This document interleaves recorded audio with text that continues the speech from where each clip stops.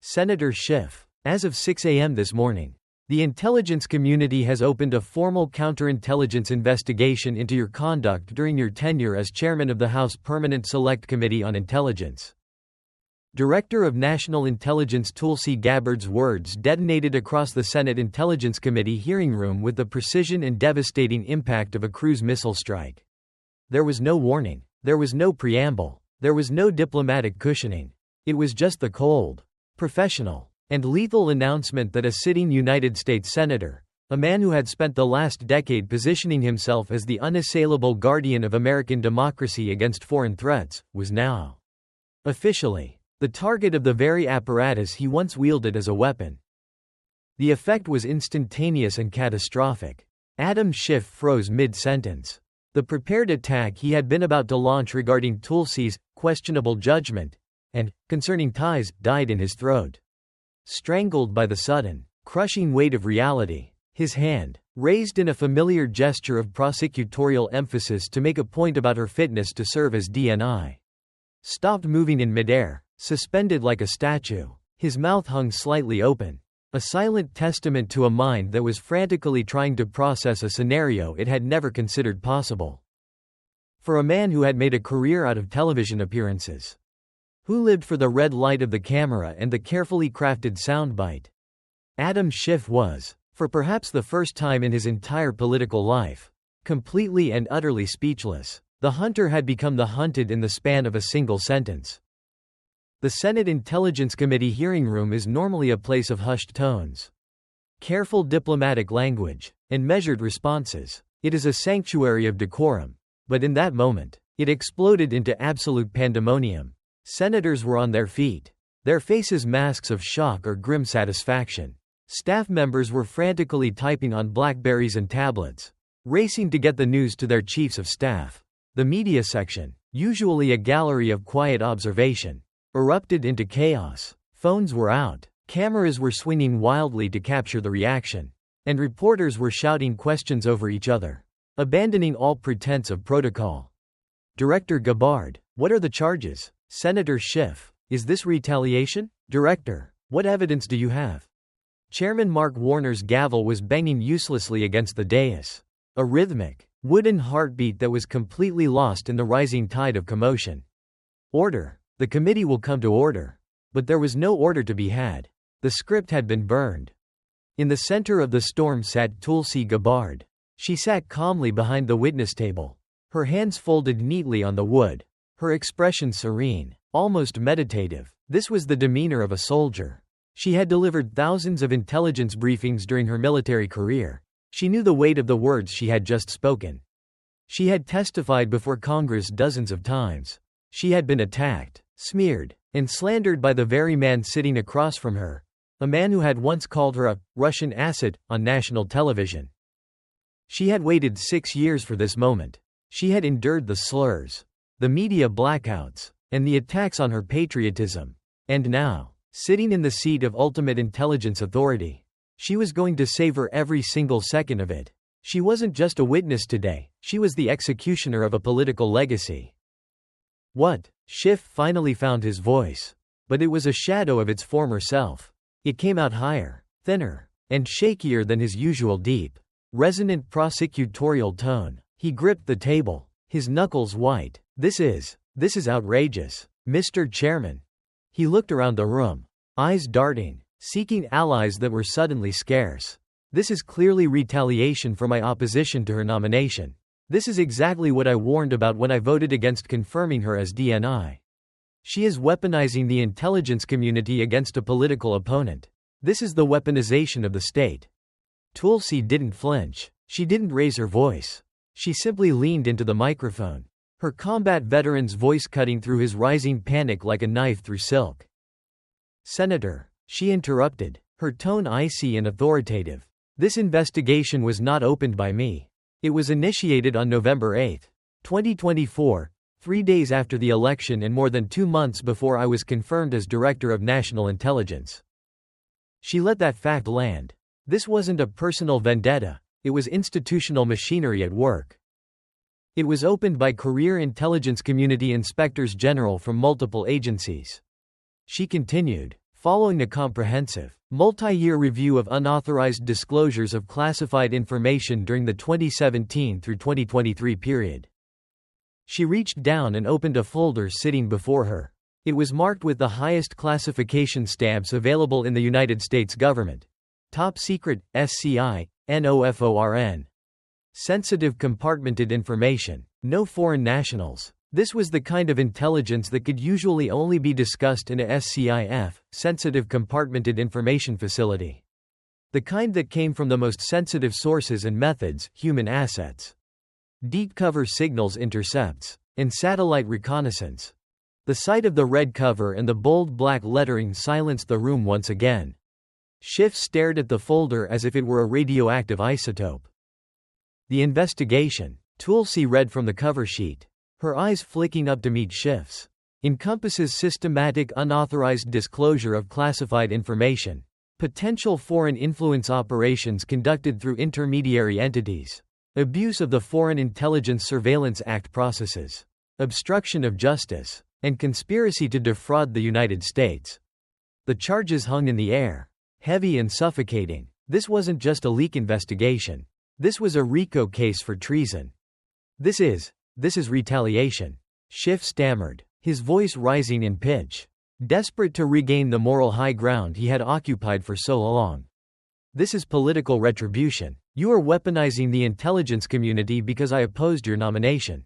This is exactly the kind of authoritarian behavior I warned the American people about. Tulsi didn't even blink. She didn't engage with his outburst. Instead, she reached into the red folder, the one marked Top Secret, SCI, and pulled out a stack of documents that looked like phone records.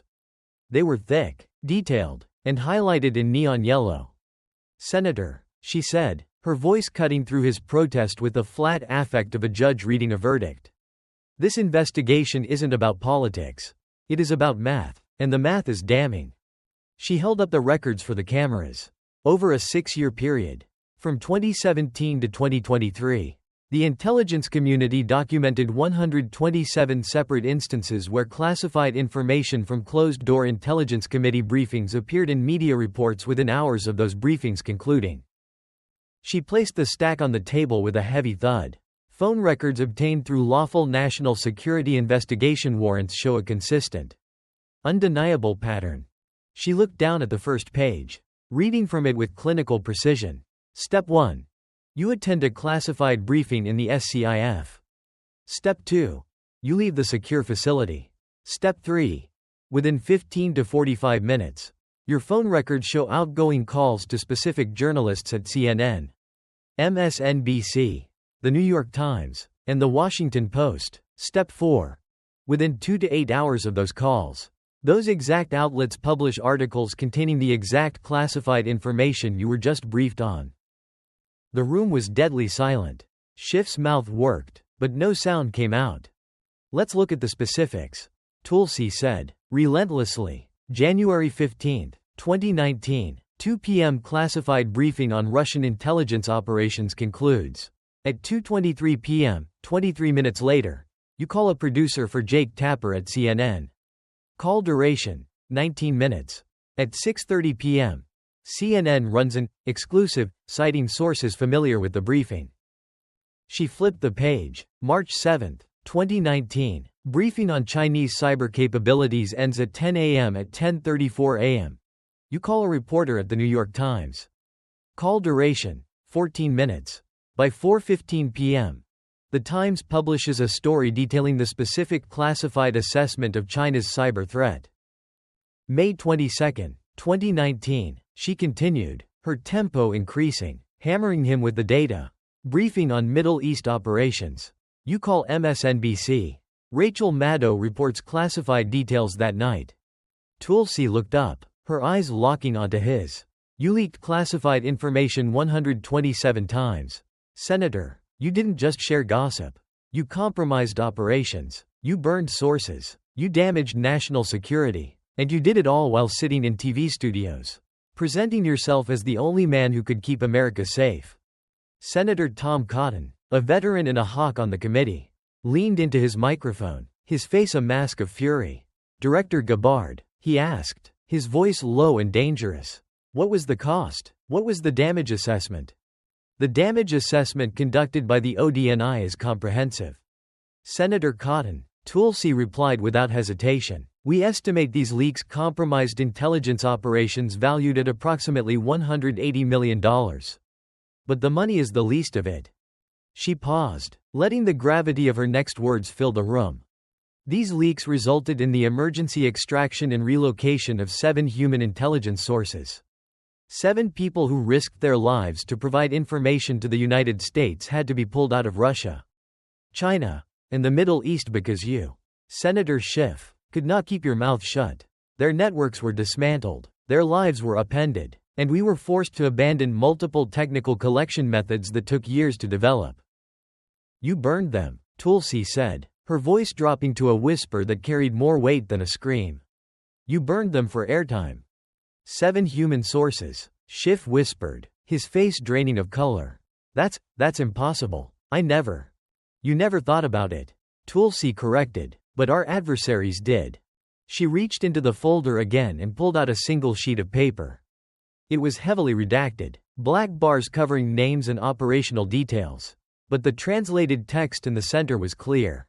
The most damaging evidence isn't the phone records, Senator. It's what our foreign adversaries said about you. She held up the document. This is a translated excerpt from an intercepted communication between 2 officers of Russia's SVR, their foreign intelligence service. It is dated March 2019. This communication was lawfully collected under FISA. Tulsi began to read, her voice steady and clinical, stripping away any political spin. Russian Officer 1. The American congressman continues to be a valuable source of information. After each classified briefing regarding our operations, he provides details to media contacts within hours. Russian Officer 2. Is he witting? Does he know he is helping us? Russian Officer 1. No. He believes he is damaging the American president. He does not realize he is revealing American intelligence collection methods to us. His leaks have revealed collection methods we did not previously understand. We do not need to recruit him. His ideology and ego do our work for us. The silence that followed was absolute. It was the silence of a tomb. They called you a useful idiot, Senator Schiff, Tulsi said, looking directly at him. Russian intelligence officers, the same adversaries you spent years claiming to fight, were laughing at you. They were discussing how your leaks helped them secure their own communications. You thought you were hurting Donald Trump. You were actually helping Vladimir Putin. Senator Marco Rubio, visibly angry, spoke up. Director Gabbard, are you telling this committee that the chairman of the House Intelligence Committee was effectively an unpaid asset for Russian intelligence? I am telling you what the intelligence shows. Senator Rubio, Tulsi replied. The SVR communications are explicit. They benefited from his leaks.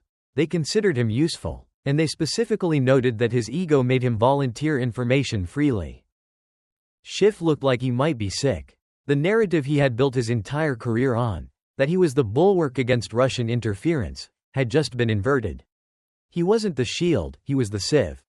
Tulsi closed the first folder with a deliberate, final snap. She moved it to the side and reached for a second folder. This one was labeled, Foreign Financial Flows, Ed Buck Network. But Russia isn't the only foreign power that benefited from Senator Schiff's conduct. Tulsi said, her voice shifting gears. We also need to discuss the money. Specifically, the Chinese money. Schiff's head snapped up. Chinese money? That is a lie. Is it? Tulsi opened the folder. Let's talk about Ed Buck. The name landed like a thud. Ed Buck was a convicted serial predator. A man whose West Hollywood apartment had been the scene of multiple drug-related deaths. He was also, for years, one of Adam Schiff's most reliable donors. Ed Buck was your top donor for over a decade, Tulsi said. He gave you $214 in campaign contributions. You attended parties at his apartment. You posed for photos with him. Your staff vetted him. He was a legitimate businessman. Schiff protested, his voice shrill. A pharmaceutical supplier. On paper, yes, Tulsi agreed. He owned pharmaceutical supply companies. But the FBI's Financial Forensics Unit, conducting a review of his assets after his arrest, found something unusual. His business income didn't match his domestic sales. Not even close. She projected a complex financial flowchart on the screens. Between 2008 and 2020, Ed Buck's companies received approximately $47 million in revenue. But when we traced the source of that revenue, we found that $27.2 million, more than half, came from entities linked to the Chinese Ministry of State Security, MSS. She pointed to the chart. $12.3 million from Sino-Med International. $8.7 million from Shanghai Biotech Holdings. These are Chinese intelligence cutouts. Senator, Ed Buck wasn't just a predator, he was a laundry machine. Chinese entities paid his companies inflated prices for medical supplies. And Buck used those proceeds to make political donations to you. I didn't know, Schiff cried. How could I know? Your campaign finance director knew. Tulsi countered, pulling out an email. March 2017. Subject: Ed Buck donation. Your director wrote to you. Ed wants to donate $25. However, I have concerns. His wealth source is unclear, and some of his business partners appear to be based in China. Should we decline? Tulsi read Schiff's reply aloud. Accept the donation. Schedule the China policy meeting. Ed has been a loyal supporter and I value his input. You were warned, Senator. You were told his money was suspicious. You were told he had Chinese ties. And you took the check anyway. And what did China get for its investment? Tulsi asked rhetorically. Let's look at your voting record. She displayed a new graphic, Schiff China voting record. Before 2016, your record on China was mixed.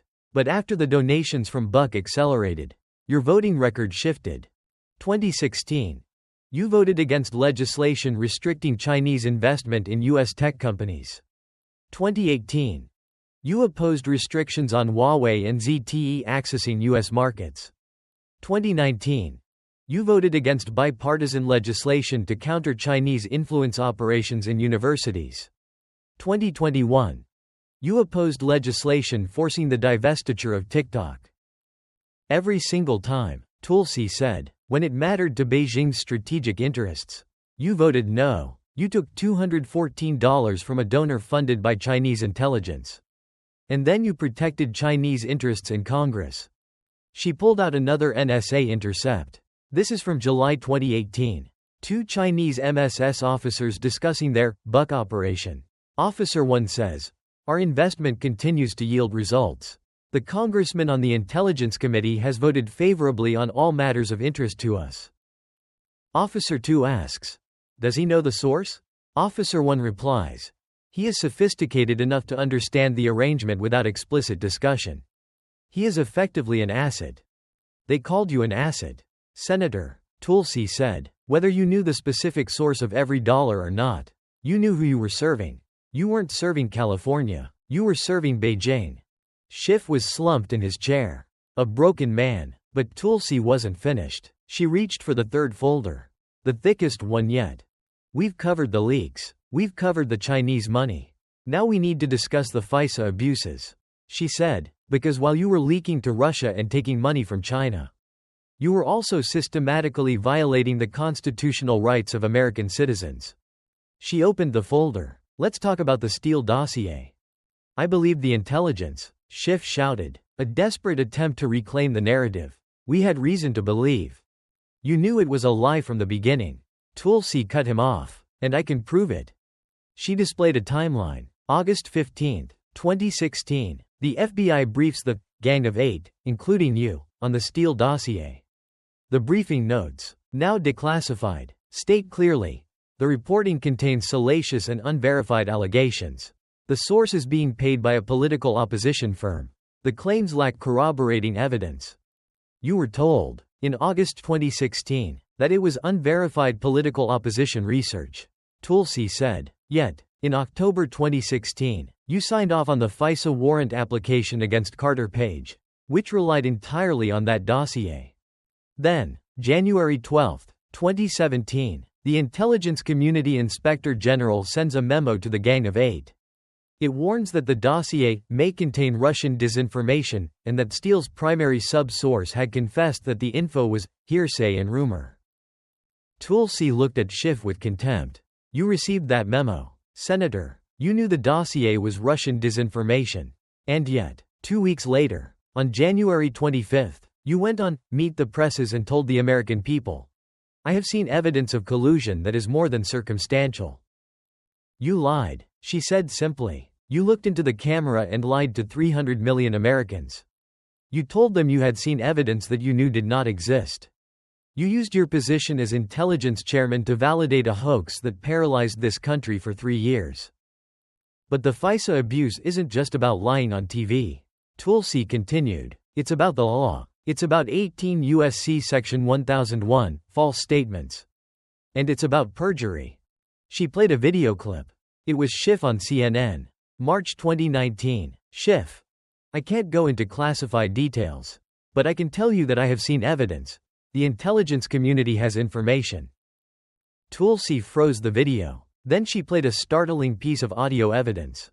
It was a recording from Schiff's own office, captured by an inadvertent, hot mic, on a staffer's recording device during a prep session in March 2017. Staffer: Sir, the FBI assessment says no collusion. If we say we have evidence. Schiff: I don't care what the FBI says privately. Publicly, we maintain there's overwhelming evidence. The American people won't know the difference. We have to keep the pressure on. The room gasped. It was the smoking gun. I don't care what the FBI says. Tulsi repeated. You admitted it, Senator. You admitted that your public statements were a fabrication designed to manipulate public opinion. In direct contradiction to the classified intelligence you possessed. That is a felony, Tulsi stated. You knowingly made materially false statements to Congress and the public while acting in your official capacity. You conspired to defraud the United States by launching an investigation based on evidence you knew was false. Tulsi moved to her fourth and final folder, Ukraine Defense Contractor Network. Finally, Senator, she said, we have to talk about the impeachment. You led the impeachment of President Trump over a phone call to Ukraine. You claimed it was about national security and protecting an ally. But the intelligence suggests it was about protecting your own kickbacks. She displayed campaign finance records.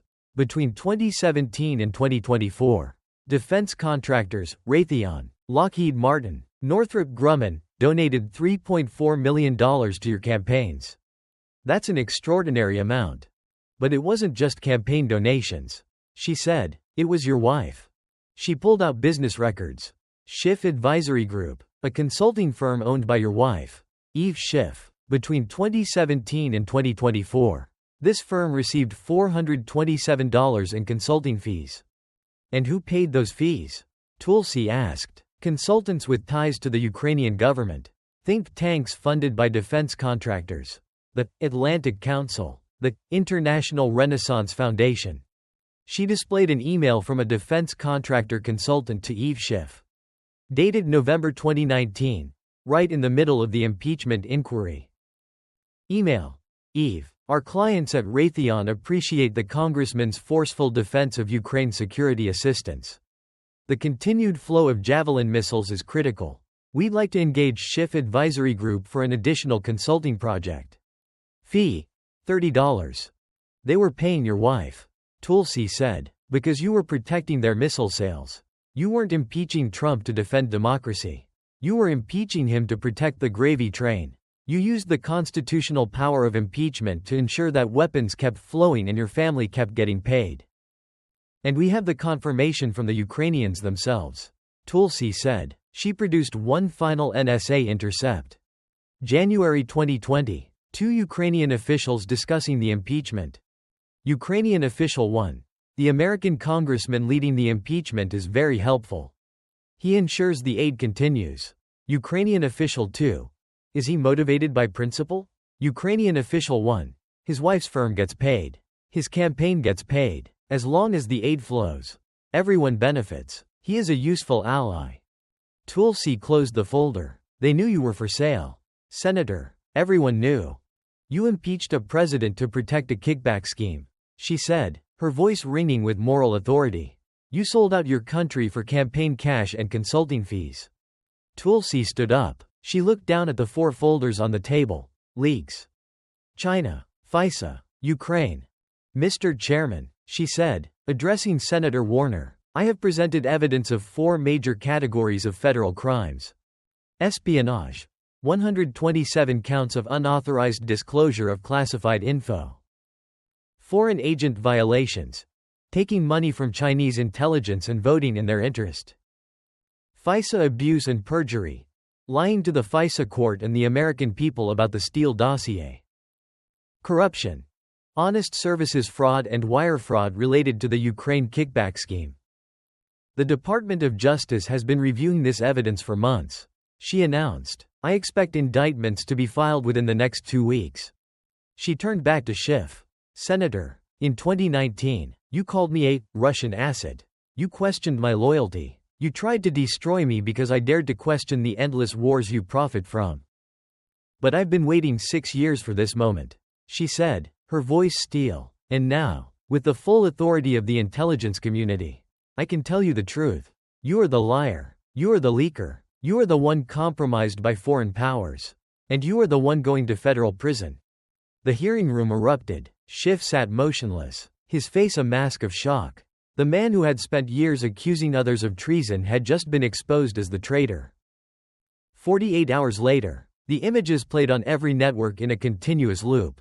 6 a.m. FBI agents swarming Adam Schiff's Senate office. The perp walk, Schiff, in handcuffs, being led out of the Hart Senate office building, looking hollow-eyed and broken. The indictment. A staggering 210 federal felony counts. 127 counts of espionage. 12 counts of conspiracy.